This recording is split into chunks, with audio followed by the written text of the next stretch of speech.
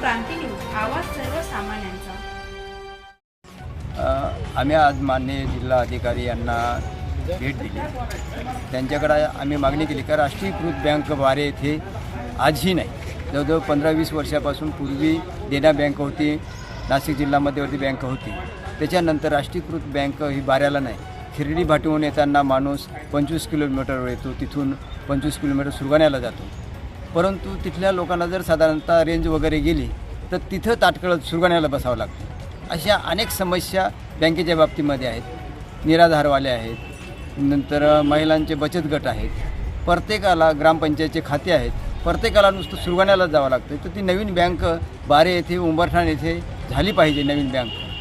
तर कलेक्टर साहेबांनी कबूल केलं आहे का साधारणतः आम्ही त्याच्यावर चर्चा करून आम्ही लवकरात लवकर जर महसूलची जागा असेल तर त्या ठिकाणी आम्ही इमारत उभी करून आणि तिथं सुविधा उपलब्ध करून देतो, असं त्यांनी म्हटलं आहे। अशाच नवनवीन बातम्या पाहण्यासाठी आमच्या महाराष्ट्र क्रांती न्यूज या यूट्यूब चॅनलला लाईक करा, सबस्क्राईब करा आणि बेल आयकॉनला प्रेस करा।